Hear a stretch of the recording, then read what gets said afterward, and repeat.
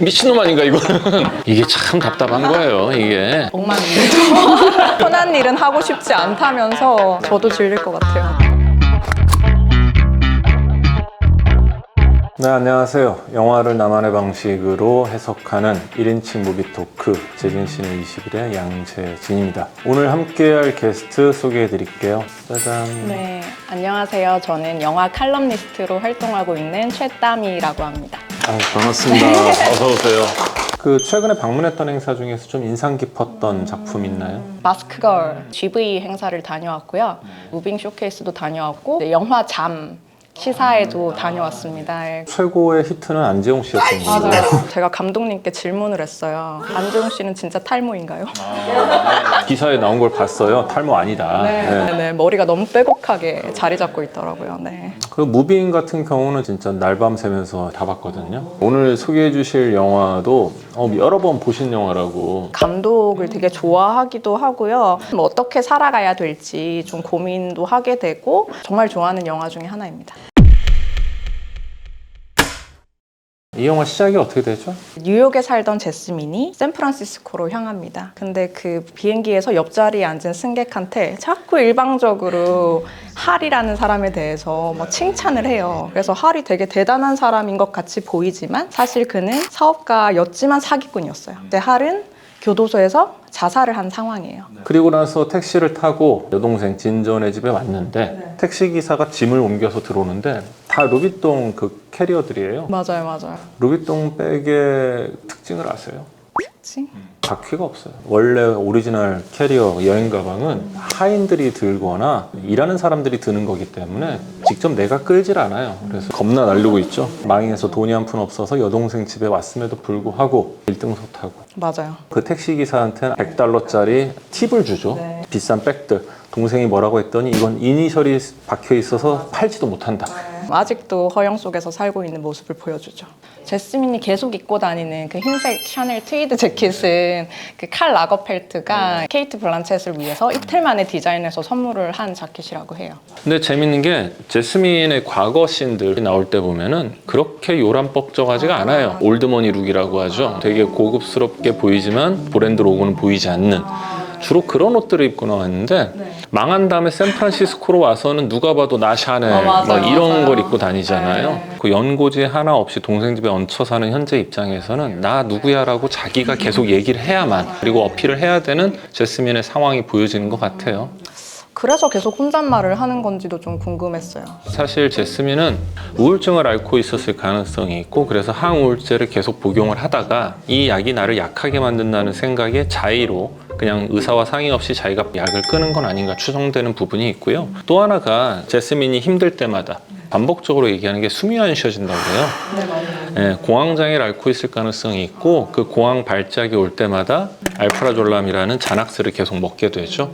현실 부정 정도는 받아들일 수 있을 것 같아요. 내가 지금 이러고 있을 게 아닌데 이런. 이 영화 이제 구성에서 재밌는 게 제스민이 현실에서 어떤 상황을 딱 접했을 때 그 당시에 제스민 머릿속에 뭔 생각을 하는지를 보여주는 게 과거 장면들이잖아요. 여동생 집을 딱 열고 들어갔을 때 제스민이서 아우 뭐 이따위 집 하면서 한번 쑥 흘고 나서 다음 장면이 남편이 굉장히 큰 집을 파서 앞으로 우리가 살 집이다 보여주고 원래 이런 곳에 살아야 되는 내가 이딴 데 와 있다니 라는 표정, 그런 장면을 딱 보여주게 되죠. 네네네. 그래서 지금 현재는 진저가 이혼을 한 상태죠.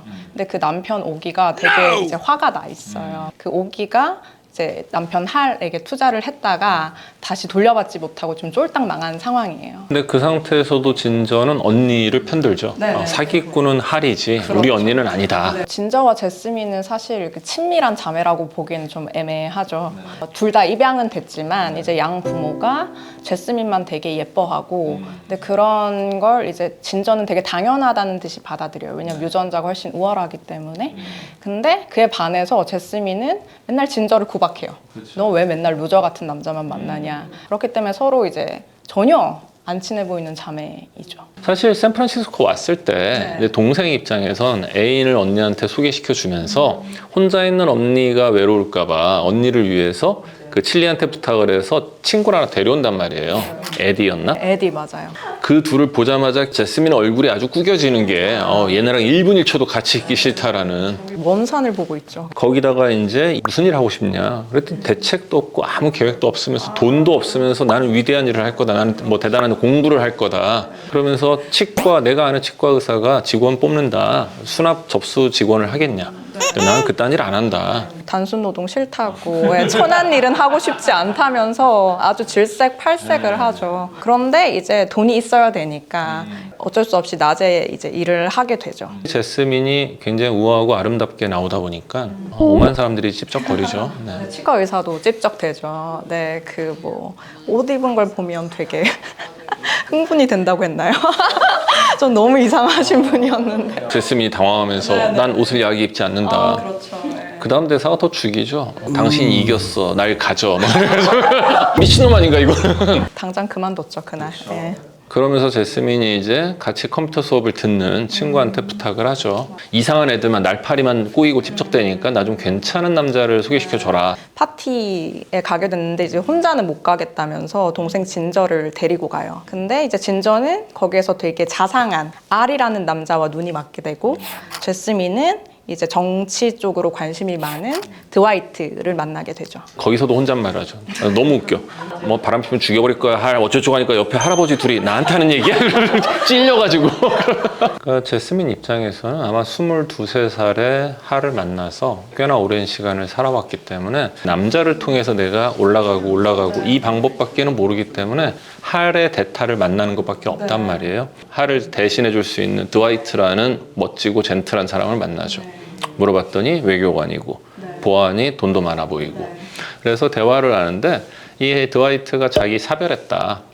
그러면서 뭐 당신 남편은 무슨 일 했냐. 그때 여기서 너무 태연하게 거짓말을 하죠. 자기 외과 의사였고 남편은 뭐 심장마비로 죽었고 자기는 인테리어 디자이너라면서 온갖 허세를 다 부리거든요.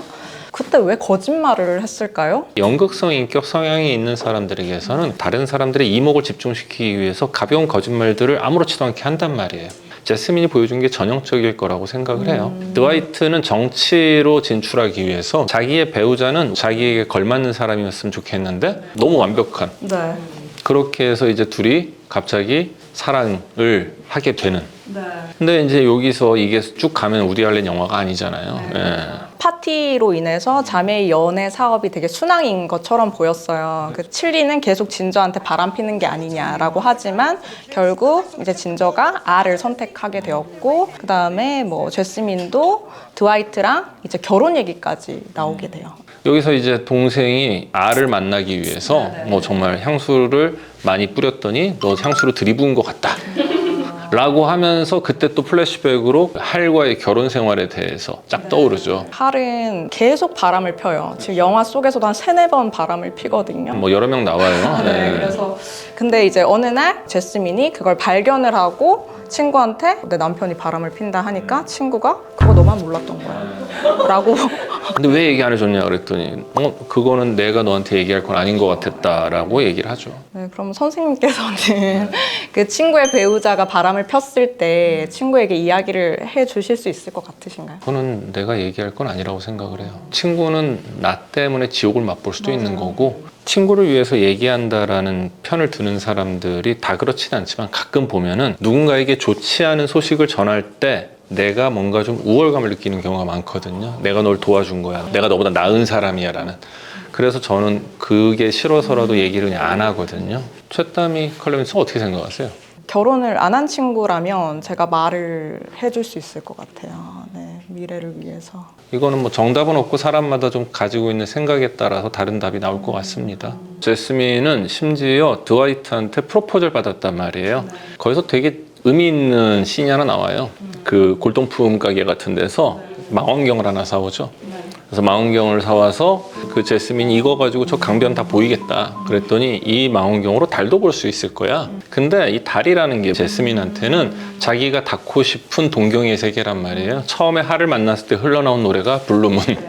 심지어 드와이트는 달을 보게 해준대, 망원경으로. 제스민에겐 다시 한번 내가 상류사회로 도약할 수 있는 재기의 발판을 마련해주는 수단이 드와이트라는 그런 암시를 해주고 있는 건데 알콩달콩 행복한 시간이 계속 갈 것 같았지만 그러지가 않죠. 제스민이 이제 결혼 반지를 보러 가는 길에 이제 진저의 전 남편 오기를 만나게 되죠. 오기 만나면서 이제 제스민의 거짓말이 다 들통이 나게 됩니다. 제스민의 전 남편이 외과 의사가 아니라 사기꾼이었고 감옥에서 자살했다는 거, 의부다들이 있다는 것까지도 얘기를 다 하게 되죠. 근데 이 다음에 보이는 제스민의 태도가 가관이죠. 드와이트가 또 뭐야, 다 거짓말이었어? 거짓말이 걸리고 나니까 당장 차 세워라, 난 내릴 거다. 그러고는 도망가서 의부다들 데니 찾으러 가죠. 거기에서 이제 데니는 아버지의 사기 행각도 알아서 하버드까지 이제 관두고, 그러니까 제스민과도 연을 끊었는데 제스민이 그때 왜 그랬냐, 왜 사라졌냐라고 묻게 되죠. 그 말에 데니가 다 알고 있다고 그러죠. 사실 할을 경찰에 신고한 게 제스민이라는 거. 결국 현재 자기를 그렇게 만든 건 사실은 자기란 말이에요. 의부다들 데니도 그래서 당신과 연을 끊은 거다라고 얘기를 하면서 데니가 되게 멋있는 얘기하죠. 당신은 지금도 그 과거에 머물러 있지만 나는 과거에 머물러 있지 않겠다라고 제스민한테 결별을 통보하고. 나 이 감독님 너무 재밌는 게 제스민이 데니한테 모진 말을 듣고 집으로 왔는데 그때 제스민의 옷 봤어요? 곁단 막 이렇게 흘러있고 막. 그래서 땀에 절어가지고 들어와가지고는 근데 또 구박을 해요. 자기 상태가 제일 엉망인데도. 그리고 이제 마지막 명장면이죠. 갑자기 나는 드와이트랑 그 좋은 집 가서 다시 살 거야. 그러면서 샤워를 하고 머리도 안 말리고 그놈의 샤넬 트위드 자켓은 또 걸쳐 입고 뭐 앉아서 계속 혼자 또 중얼거려요. 그래서 모든 걸 포기한 것처럼 이렇게 모든 걸 잃고 이제 그런 모습이 보여지는데 다음에는 또 어떤 삶을 살까 걱정이 되더라고요. 그 진저를 다시 찾아가서 드와이트에 대한 거짓말을 엄청 하고 자기 동정심을 유발하면서 결국엔 또 진저 집에 얹혀 살면서 제2, 제3의 할을 드와이트를 계속 찾아다닐 가능성이 커 보이는 것 같아요. 결국 내가 노력해야 되는 거는 나 자신의 성장이지 다른 누군가에게 의지해서 나를 바꿔보려고 하면은 절대로 그건 이루어질 수 없는 거고 상대가 없어지거나 상대가 변하는 순간 나는 다시 나락으로 떨어진다라는 거거든요. 그 메시지가 이 영화의 메시지라고 생각을 해요. 이 코너는 저희 게스트분들이 앞에 거보다 이걸 훨씬 좋아하는 것 같아요. 네. 말 그대로 쌉소리 토크입니다. 앞에 한번 골라보시겠어요? 치과 의사를 고소했다면 한탕 뜯어낼 수 있지 않았을까? 제스민은 약간 지적인 매력 있는 사람을 좋아했을 것 같아서 그냥 그 자리에서 그냥 도망 나왔던 것 같아요. 네. 할이 2008년도 금융위기 때 실제 존재하던 사람을 모델로 썼다고 그러더라고요. 뭐 미국에 엄청 유명해서 형량이 150년형을 받았대요. 그 부인이 실제로 여동생 집에 가서 2달간 얹혀 살았고 뭐 이거를 모티브에서 따왔다고 하던데 그때 당시이기 때문에 사실 고소한다는 게 지금하고 달랐을 가능성이 크고요. 그 분노보다는 쪽팔림이 더 컸을 거예요. 내가 왜 여기서 이런 일을 당해야 돼라는 게 컸기 때문에 그래서 소문나는 게 싫어서라도 고소를 안 했을 거다. 제일 나쁜 사람은 누구일까? 제스민, 할, 칠리, 오기, 치과의사, 알. 우열을 가릴 수가 없는데 저는 할인 것 같습니다. 다른 사람들을 이용해서 자기 입속을 챙기는 이기적인 모습을 갖췄기 때문에 할이 가장 나쁜 사람이라고 생각합니다. 범법행위를 한 인간은 할하고 치과의사죠.